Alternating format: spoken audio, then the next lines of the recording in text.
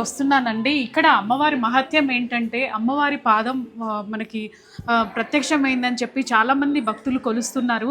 అలాగే నల్లపోచమ్మ టెంపుల్ లాల్ దర్వాజా మేకల బండ. నమస్కారం గురుగారు. జై శ్రీమన్నారాయణ. స్వామి మీ పేరు? మా పేరు రాజేష్ ఆచార్య అమ్మ.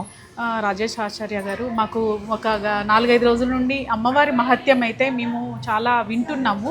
అలాగే నేను చూడాలి, అలాగే నా వ్యూవర్స్ కూడా చూడాలి అనుకున్నాను. ఇక్కడ అమ్మవారి మహత్యం మాకు ఇక్కడ స్థల పురాణం చెప్తారండి? జై శ్రీమాత్రే నమః.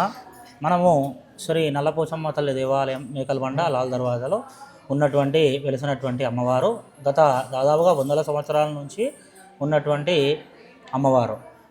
ఇప్పుడు దాదాపుగా ఒక 30-40 సంవత్సరాల నుంచి బాగా డెవలప్మెంట్ అనేది జరగడం జరుగుతుంది.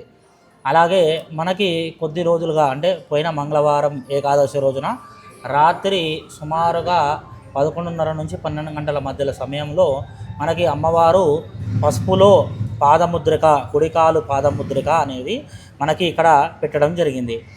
దాని యొక్క విశ్లేషణ చెప్తాను, వినండి.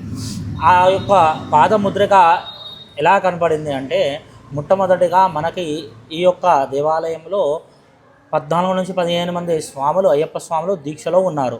వారు పూజా కార్యక్రమం ముగించుకొని పడి పూజ గురించని బయటికి వెళ్ళడం జరిగింది. దేవాలయము ప్రధాన ద్వారము, చిన్న ద్వారం 2 ఉన్నాయి.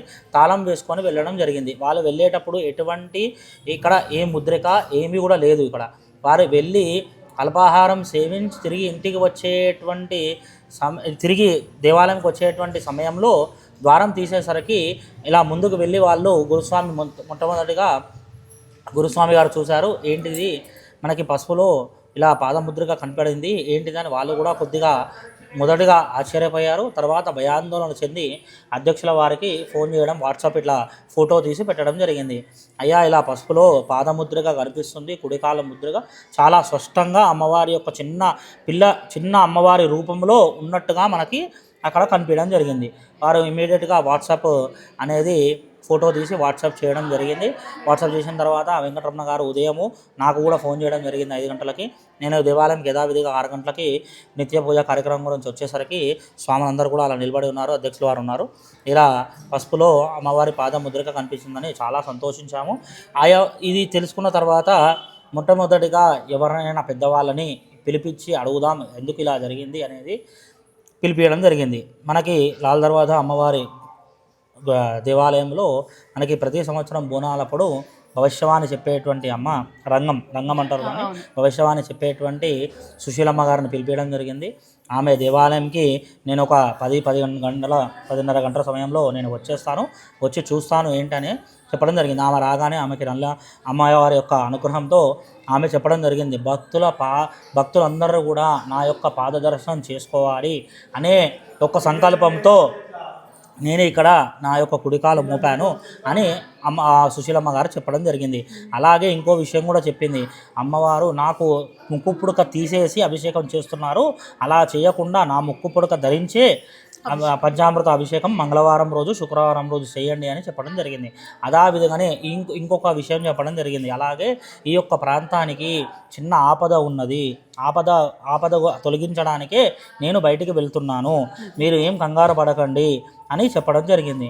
ఆమె చెప్పేసరికి మేమందరం చాలా సంతోషించి ఆ రోజే అమ్మవారికి అభిషేక కార్యక్రమాలన్నీ కూడా కంప్లీట్ చేసుకొని ఈ యొక్క ప్రాణ ప్రతిష్ఠ గురించి అందరికీ కూడా చెప్పడం జరుగుతుంది. ఆ రోజే యూట్యూబ్ వాళ్ళు, టీవీ వాళ్ళందరూ వచ్చారు. వాళ్ళందరికీ కూడా ఈ విధంగా చెప్పడం జరిగింది. మన దేవాలయంలో ఆ రోజు ఏకాదశి ఉండే, మంగళవారం రోజు రాత్రి ఏకాదశి చాలా విశేషమైనటువంటి రోజు. ఆ రోజు ఇలా పాదముద్రిక కనిపించిందని చెప్పడం జరిగింది. అలా విధంగా భక్తులు యథావిధిగా ఎక్కడెక్కడి నుంచో వచ్చి దర్శనం చేసుకోవడం జరుగుతుంది. అలాగే దీని తర్వాత నెక్స్ట్ మనం భక్తుల గురించి ఏం చేద్దాము అనుకుంటే, ఈ యొక్క అమ్మవారి యొక్క పాదాన్ని ప్రతిష్ఠింపజేసుకోవడానికి ముందుగా వెండి పాదుకలు చేపించడం జరిగింది. ఆ యొక్క వెండి పాదుకలు శ్రీ శ్రీ శ్రీ హంపి పీఠాధిపతి వారి చేతుల మీదుగా జనవరి 22వ తేదీ 9:30 మనకి సుముహూర్తాన్ని వాళ్ళు ఇచ్చారు. ఆ ముహూర్తం నందున ప్రాణప్రతిష్ఠ కార్యక్రమం చేసుకుంటున్నాము. మహావైభవంగా పొద్దున గణపతి పూజతోని నవగ్రహ పూజతోని అన్ని పూజలు హోమ కార్యక్రమాలతోని వారి చేతుల మీదుగా 9:30 ప్రాణప్రతిష్ఠా కార్యక్రమం అనేది ఉంటుంది. కాబట్టి భక్తులు అందరూ కూడా ఆ యొక్క ప్రాణప్రతిష్ఠా కార్యక్రమంలో మరియు నిత్యంగా మన దేవాలయంలో ప్రతి శుక్రవారము అమ్మవారికి పంచామృతాలతో విశేషమైనటువంటి అభిషేక కార్యక్రమం ఉంటుంది.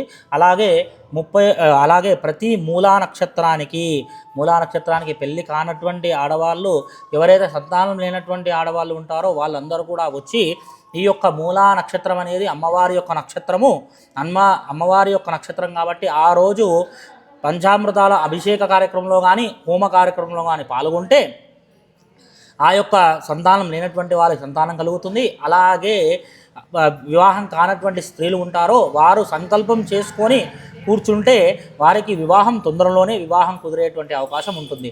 కాబట్టి ఇది చాలా ప్రాచీన చెందినటువంటి దేవాలయం. 200 సంవత్సరాలు ఉన్నటువంటి దేవాలయం. కానీ డెవలప్మెంట్ అనేది మనకి ఈ యొక్క 20-30 ఏళ్ళ నుంచి బాగా జరుగుతున్నది. పొన్న సుదర్శన్ గారు వారి యొక్క తండ్రి గారు వెంకటరమణ గారు వారు కూడా ఈ యొక్క దేవాలయం డెవలప్మెంట్ అనేది జరుగుతుంది.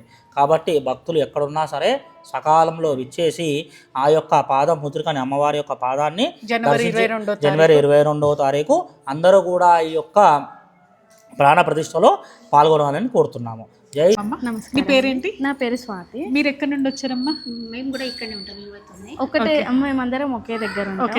నేను ఫస్ట్ టైం చూసాను, వీళ్ళని తీసుకొని వచ్చాను అనమాట. కన్నడ. Okay okay. మీ పేరు మేడం? జయశ్రీ. మేడం మీ పేరు? కల్పన. మీరు ఎక్కడ ఉంటారండి? అందరూ ఒకటే దగ్గర. అయితే ఇక్కడ మీకు ఈ అమ్మవారి టెంపుల్ ఉందని తెలుసు, కానీ ఇది సెకండ్ టైం. నేను వచ్చాను, వీళ్ళని తీసుకొచ్చాను అనమాట. ఇక్కడ ఇలా ఉంది రండి. కానీ నిజంగా మనకి ఇక్కడికి వచ్చిన తర్వాత వైబ్రేషన్స్ చాలా అంటే చాలా గూస్ బంప్స్ వచ్చేస్తున్నాయి ఇట్లా. ఎందుకంటే చాలా మందికి తెలియదు అమ్మవారిది. కానీ నాకు అమ్మవారి పాదాలు చూసినప్పుడు నాకు కూడా సేమ్ ఆల్మోస్ట్ అట్లనే అనిపించింది. లోపల మాత్రం వెండి పాదాలు. అందరు బాగుండాలి, అందులో మనం ఉండాలి. ఆమె దయ ఉంటే ఆల్వేస్. మీరు ఇంతకుముందు ఏదైనా కోరికలు కోరుకున్నారమ్మా ఇక్కడ? ఇప్పటి వరకు అయితే లేదు, ఇప్పుడైతే కోరుకున్నాము, జరగాలని కోరుకుంటున్నాము. మళ్ళీ వస్తుంటాము. మీకు జరిగినప్పుడు మాకు కాల్ చేయండి, మేము అది కూడా రివ్యూ తీసుకుంటాం. థ్యాంక్ యూ అండి. ఓకేనా కల్పన గారు? చూసారు కదండి, చాలామంది భక్తులు కూడా ఇక్కడికి అమ్మవారి పాదం వెలిసిందని చెప్పేసి అమ్మవారిని దర్శించుకోవడానికి అయితే చాలా పెద్ద ఎత్తునైతే వస్తున్నారండి. నేను కూడా ఈరోజు రావడము, ఈ వీడియో గురించి అంటే ఈ అమ్మవారి గురించి పూర్తిగా తెలుసుకోవడం, మీ అందరికీ చూపించడం కూడా నా బాధ్యత. అంటే మనం తెలంగాణలో మనకి అందుబాటులో ఉన్న టెంపుల్స్కి వెళ్ళడం నాది రెస్పాన్సిబిలిటీ. ఎందుకంటే ప్రతి ఒక్క టెంపుల్ని కూడా మీకు కళ్ళకు కట్టినట్టుగా చూపించాలనే ఈ చిరు ప్రయత్నం అండి.